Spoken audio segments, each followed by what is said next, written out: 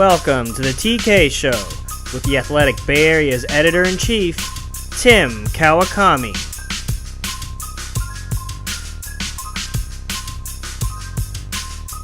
Hey everybody, Tim Kawakami here, recording live from Kawakami Studios. You know that now, the palatial Kawakami Studios. Great to have on as my guest today at a very interesting time for the San Francisco Giants. The CEO, is that it's more, you got more titles than that, I think, Larry, but I'll call you the CEO of the Giants, Larry Baer. Did I get your title correct, or Larry, or you got about three other things on that one? You got it correct. It's pretty simple, Tim. Yeah, just cut it clean. CEO. CEO. No, it's good. Good talking to you again. It's been a while. It has been. It has been. I miss you. I miss the daily drum beat, but we're more in depth these days with you and what you're doing, which I like. Yes, and I have like a staff now, and I like trying to order people around. It's I should have asked you about this. It's a whole different world. It's like, okay, wait a minute now. I'm in charge of the whole thing. Like that's a different little move there for everybody. This is good, Tim, because when you're in charge of the whole thing, you have some things that you're probably not used to having to deal with, like HR. Yes. Yes. Benefits. I mean, HR, when you're a reporter, I would think is you're dealing just with your own HR, yes. Right? Yes, yes. Yes, and hopefully you're not dealing with it that much, but yes, there's just a lot of different layers to this. I appreciate it. It's fascinating, but man, there's a lot. And you know what, it does mean I write little less often, and I wish I could write more, but this is the job right now. We'll see where we go. Well, let me ask you about your situation.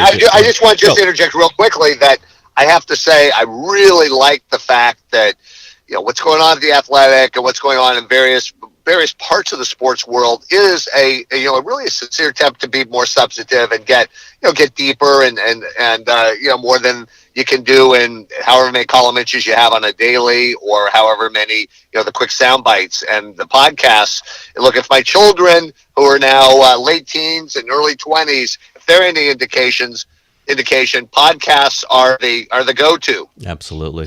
I mean, I don't listen to that many myself, but I know people, this is the new platform. This is what people listen to when they're just walking around, when they're in their car, when they're on the bus. It's the podcast. And there we go. We're providing one for them right now, Larry, you and me. How about that? Sounds good. Sounds good. Tim, by the way, I used to get mad at the kids when they'd have their headphones, and then they tell me they were listening to, NPR or whatever. So you can't get mad at them when they're listening to a podcast. They theoretically are listeing to NPR. You kind of have to believe them on that one. Well, there you go. Well, Larry, obviously, your franchise is having, it's a tricky time. After last season, obviously, was a very difficult time. I know you don't want to say, the season's over. There's still baseball to play. You're not out of it. But given the realities where you are, is how far you're back in both the wild card and the division, do you have to take a step back and say, okay, maybe we have to change some things about this franchise? Well, a couple of points, Tim. I think number one, our philosophy hasn't changed, which is we want to win and develop. Okay.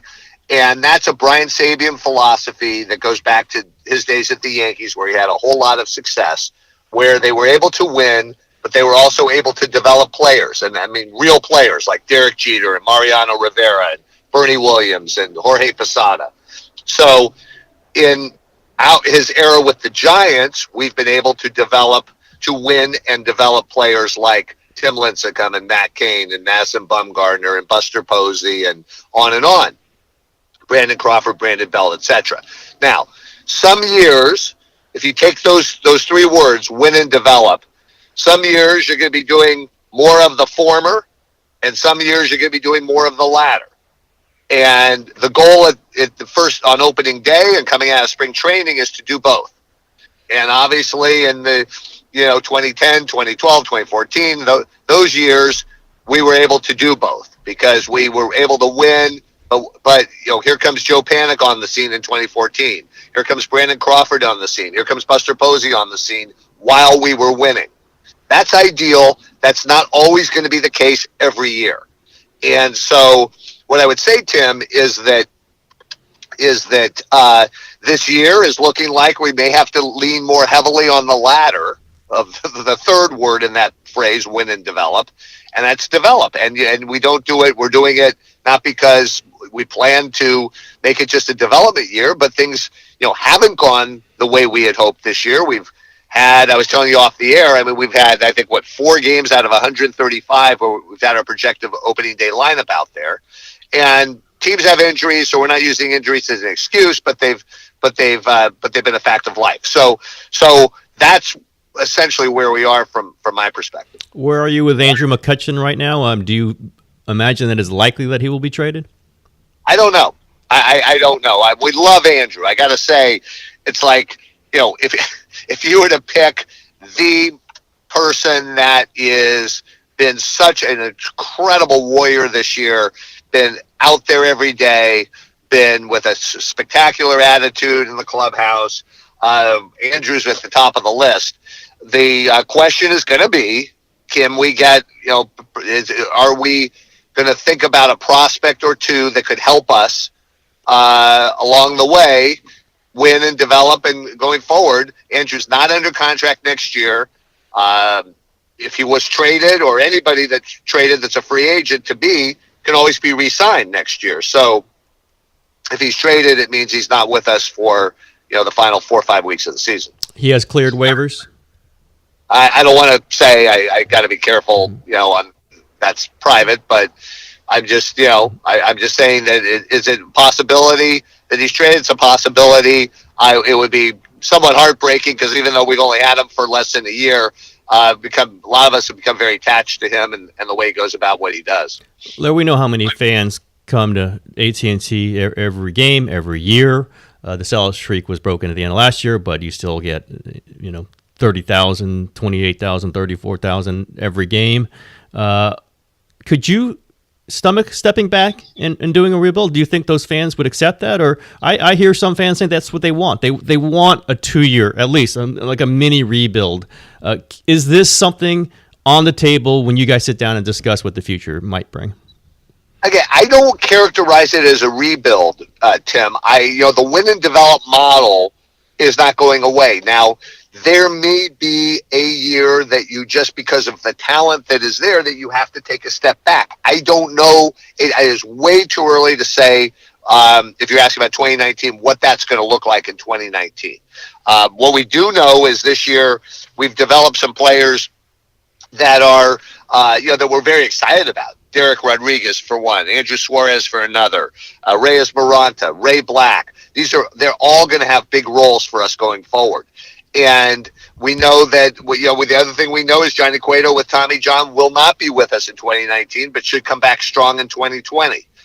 Jeff Samardzija, we don't know. We think will come back strong next year. He's had some rehab games just the other night. So it's way too early to say about 2019.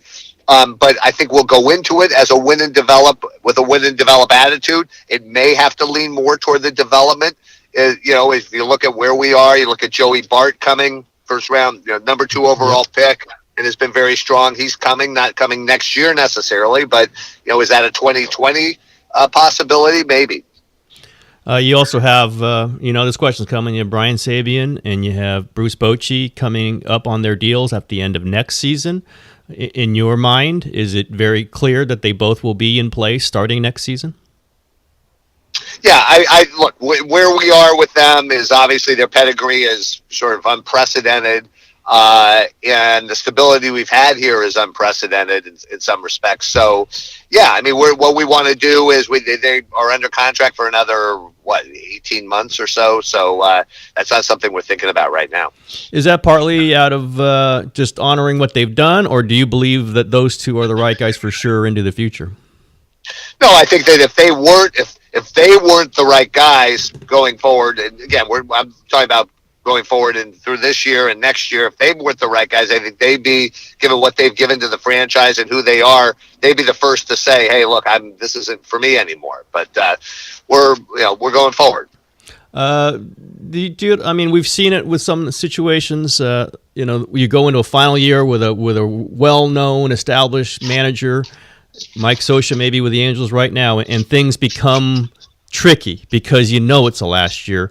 Are you sensitive to that, especially with Bruce perhaps going into the final year of a contract and being looked at as a lame duck? Well, sure. I mean, we'd be sensitive to anything that's that puts added pressure on him or creates lack of clarity. So we're not going to sit down in the middle of the season, but we'll sit down some point between now and opening day 2019 and talk. Do you look at 2020? You mentioned 2020 for Bart. I don't want to read into this, but is it with Cueto out next year? Is 2020 now realistically when you really can see a reload? Again, I know you don't want to write off next season, but do you see? I'm not saying that. Not saying that, yeah. Tim, because a lot can happen. I mean, I do see in this offseason some transactions potentially, and that doesn't necessarily mean free agent. I think the first thing everybody runs to is give me the number one free agent on the market, give me the number two free agent on the market, and tell me whether you're signing them for half of Fort Knox. Because they were just a cool $300 million, I think, is the start. Just take 50% of Fort Knox or 90% of the Bitcoin that's available in the world. Don't pay in that. Don't pay in that one. And the reality is, there's a lot of ways to skin the cat. I think that we're obviously very focused on trades, where we've always been. We'd be focused on looking at the free agent market. We'd be focused on who in the system can come up and play a role. Steven Duggar is a bit of trial by fire this year. You kind of look at him as one example. And everybody loves his defense, and he's a work in progress, perhaps offensively, but there's reason to believe that he could be a very solid everyday player. And we've got others coming through the system that could fit that role, and people like Chris Shaw. We love his power. His bat should play. So there's a lot of folks coming through, and we're just going to have to assess all of that and put it together. But again, the goal is to win and develop, and not to take a year off or take a couple years off or take 3 years off and say, hey, the Giants of 2022 is what you should be focused on. That's just not how we're built. Yeah, I don't see Larry Baer going through that process. That's for sure. That's what I don't see. You mentioned free agency, and we'll just say, obviously you've done a lot to make sure you stayed just under that competitive balance threshold. $197 million. Does this mean that I guess as you mentioned, it could be through a trade, but do you imagine this is going to lead to you guys acquiring somebody of major significance who makes a lot of money? I don't know. I really at this stage don't know. We're not afraid to do it, as you know, Tim. We've got guys that are right now in that category that are for whatever reasons have had injuries, right? So you go through Johnny Cueto and Jeff Samardzija and Mark Melancon, who seems to be coming back strong now, which is great. But since they've had some of that. I mean, Samardzija had a great year last year. Johnny had a great year in 2016. A little bit of injury last year. And then injuries this year. So you got to look at that too, right? Because those guys are getting paid, and those guys are part of the roster. So you got to factor it all in. I would say it's definitely possible that we could do it, but it's going to be, what's going to happen is the day we stop playing baseball this year, we're going to sit down and we're going to throw every person in the organization up on the board, and we're going to talk about what we think we're going with, where we think we're going with them, if they're a possible trade candidate, if they're somebody that we're going to promote to the major leagues from AAA or AA, or if there's somebody that or where the holes exist. I think we're too much in combat mode right now to make those assessments in August. We're going to take a quick break to talk about our friends over at LinkedIn. The right hire can make a huge impact on your business. That's why it's so important to find the right person. But where do you find that individual? You could try posting on the job boards, but can you be really sure the right person sees your job? Instead, find the right person who will help grow your business with LinkedIn. As the world's largest professional network, people go to LinkedIn every day to grow professionally and discover job opportunities. And 70% of the U.S. workforce is already there. LinkedIn Jobs matches people to your role based on more of who they are, their skills, interests, and even how open they are to new opportunities. That way, your job gets seen by more of the right people. Most LinkedIn members haven't recently visited the top job boards, but 9 out of 10 members are open to new opportunities. So you can only reach them on LinkedIn. That's why a new hire is made every 10 seconds using LinkedIn. And businesses rate LinkedIn 40% higher than job boards at delivering quality candidates. So, hurry to linkedin.com/TK and get $50 off your first job post. That's linkedin.com/TK to get $50 off your job post. linkedin.com/TK. Terms and conditions apply. How clearly was it decided that you were going to stay under the CBT this season? Was that just decided that will not be gone over? The thing about that, Tim, is there was no dictate that we cannot, under any circumstances, go over the CBT. Not a dictate. But the issue was, if we went over the CBT, what would it get us? Because if we went over the CBT, we know what it would get us on the other end, which was, inferior draft positions and inferior slotting allowances for international signings and all the different baseball components. We know what it would do on the financial side. You're essentially paying a penalty, a tax, obviously. So let's say if we were right now a game up, a game out, or if we were in that situation at the trade deadline in July, then it would have been an active conversation going over the CBT for the fourth year in a row. Mm-hmm. But it's not, we're obviously not afraid to do it because we've done it the last 3 years. Yep. And you were gonna go over it for a certain slugger from Miami. I think you can talk about that. I mean, the agreement had been made with the Marlins to acquire Giancarlo Stanton, I should say. Can you go back? I mean, what were those emotions like when you thought that was quite I've never really had a chance to talk to anybody about that. Yep. Maybe this is therapy, but we've spent 5.5 hours with Giancarlo. Yep. In a hotel in LA, Brian Sabian, Bobby Evans, and I. And the whole thing about that was, I think where it fell apart. It fell apart from the beginning, not with us and not with St. Louis. It fell apart in the beginning because of the process.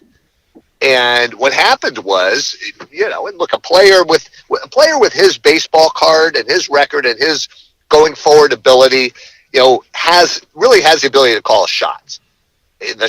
And he didn't like the fact, I don't believe, this is what I read into it. He didn't say it this sort of directly, but I don't believe he liked the fact that he was being told there's Oh, we're losing. Traded to. Go ahead. Sorry, we lost you for a little second. I'm sorry. You got me? You got me here? Sorry.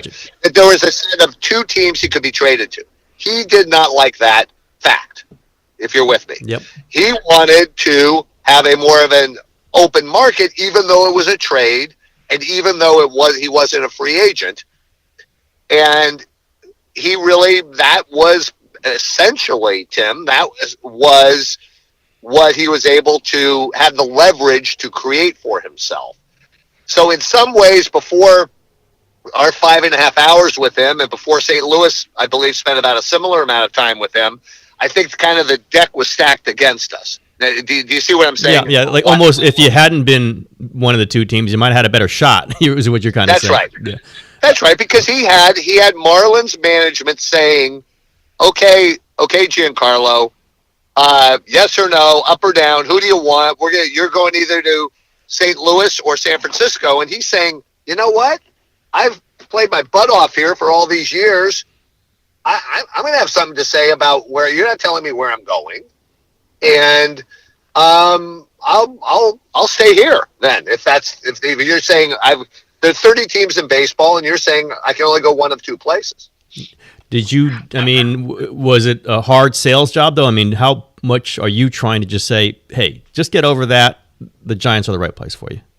we had a great conference. We had a great session with him because a lot of it was talking about, he grew up in LA, but a lot of it was talking about just, he loves the history of baseball and talking about Willie Mays and Willie McCovey and Barry Bonds and the history of giant sluggers and the history of baseball in San Francisco and the championships and the sellouts. So our situation, again, he wasn't pushing back necessarily against our situation or our franchise.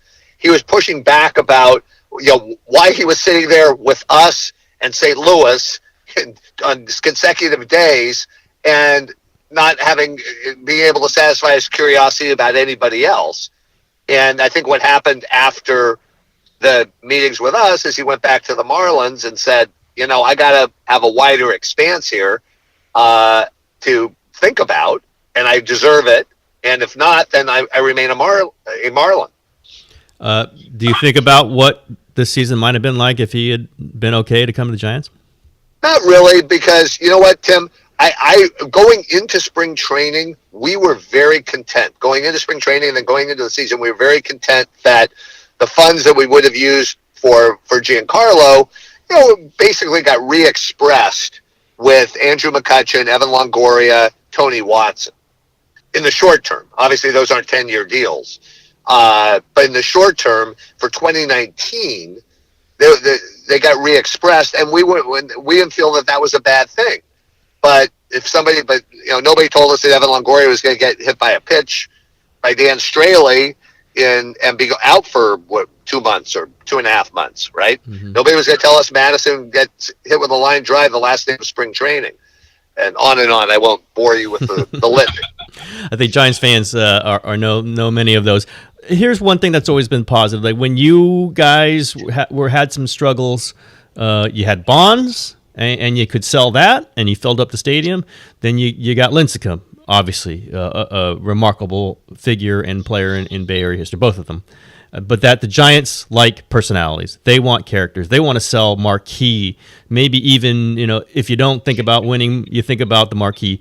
Does this team, in your mind, Larry, need another marquee player to make sure that the people in AT&T Park are happy?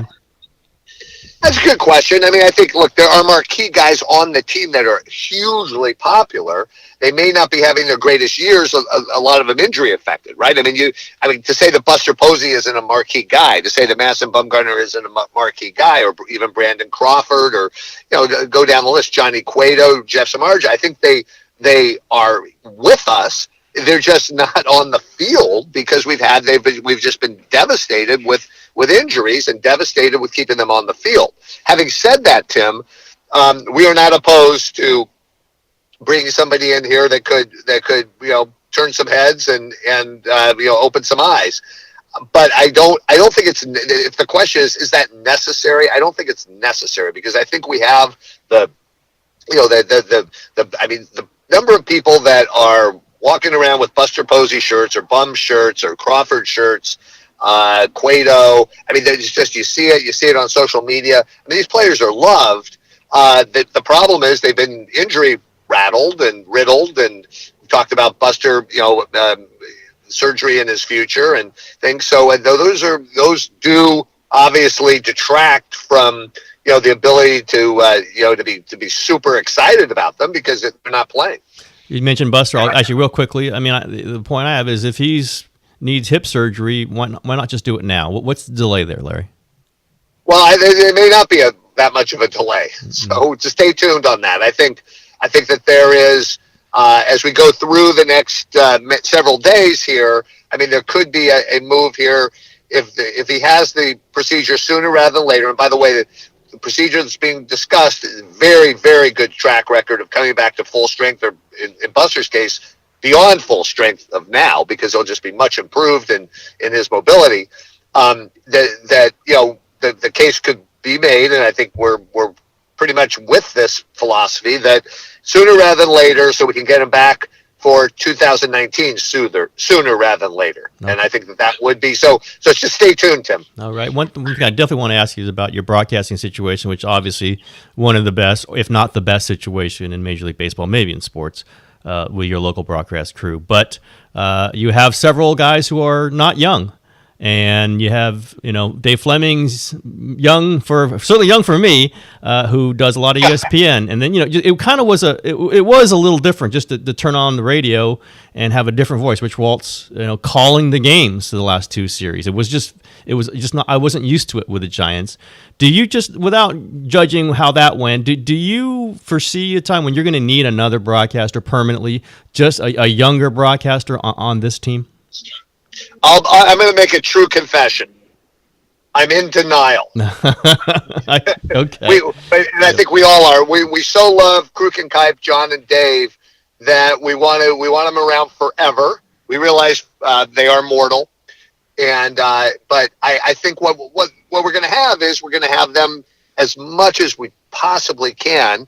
And aim now. Rich did a very nice job. Rich was there just as a fill-in. There were 4 games where the jigsaw puzzle couldn't be conquered, and Maria Jacinto, who puts it together, who does a great job. We're trying to handle. Mike is doing games home and on the West Coast with his situation and his medical situation, which we feel like he sounds better than ever, and he's such a beloved figure. And Dwayne has to get some time, and John gets some time. But I think that for the foreseeable future, they're going to be the great majority of games. You're going to hear at least 2 or 3 of them on every game. So you don't imagine bringing in like a permanent fill-in kind of role? No, do not imagine that. Okay. All right. There's like 17 other things I've written down here, but I've taken more than enough time. I'll throw one in. Where do you see the future of broadcast? You're a guy who's all over this. You're an industry leader. Do you see a time when your games are streamed as the main way that people can access them on television and on radio? Well, I think so. I think that is coming fast. And the shift, and I've been on baseball's television committee, and we talk a lot about this, and what's called the BAM committee, which is the Advanced Media Committee that deals with it. And I don't think it's a bad thing necessarily, Tim. It's a conversion, and you certainly don't want to force feed it. And we've had some feedback, on some of the Facebook, some of the games, the Facebook, on that. But I think, look, here's the thing. Think about it this way. The games will all be watched by the fans. It's just coming through a different platform, and we just have to ease into the transition into that platform.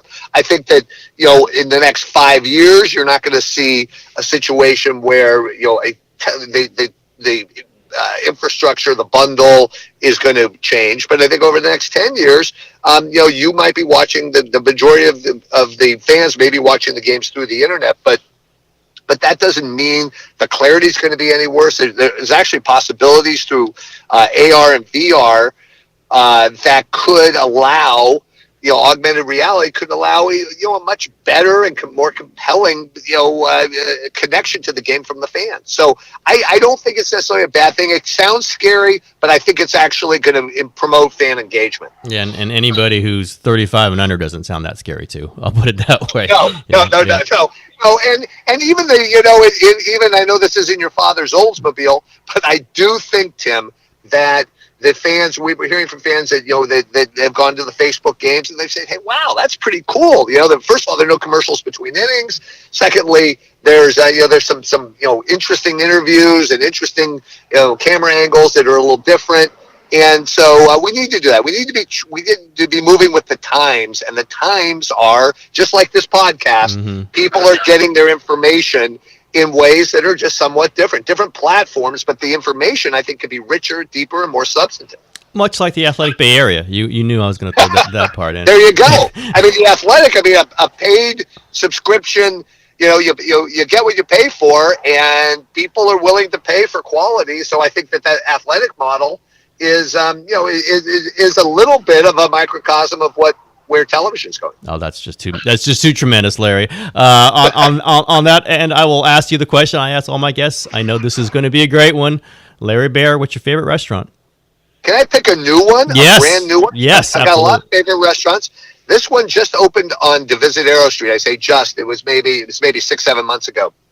It's called Chez Fico. Okay. So it's CHEFICO. and then new word FICO, and it's on Divisadero Street, and all of it on paper. This is like a prospect who analytically wouldn't play out. Okay, on paper it did all the wrong things. The restaurant's located on the second floor, and it is in an old auto repair shop space. So you say, well, wow, how's that going to work? On Divisadero Street in San Francisco, kind of a hot corridor, and just off of Hayes Valley, or just off of sort of that whole Divisadero area. And it is spectacular. It's a guy, a chef, who has roots in the Jewish ghettos of Rome, of Italian Jewish ghettos, and has brought that sensibility to the cooking. So it's just super interesting dishes, amazing pizzas, amazing pastas, amazing creative. We had like this artichoke dish that was out of this world.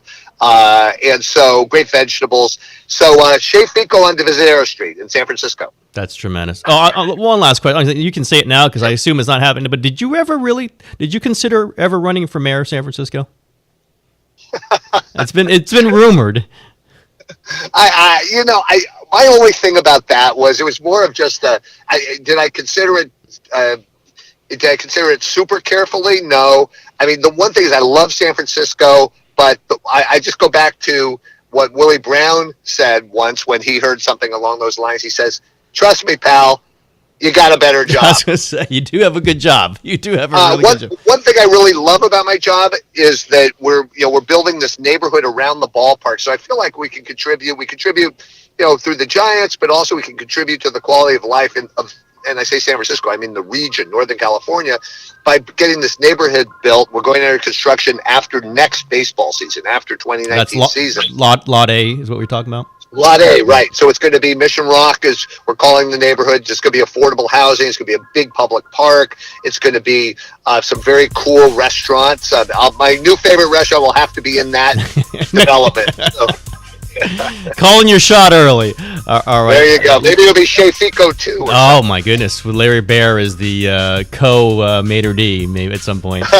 All right, Larry. Listen, I really appreciate the time. We've taken more than enough. Always appreciate the conversation, Larry. Thank you very much. Thanks, Tim. Really appreciate it, and I look forward to seeing you soon. Keep it going at the Athletic. We will absolutely do that. All right. Thanks. That's Larry Baer, everybody. TK Show for today.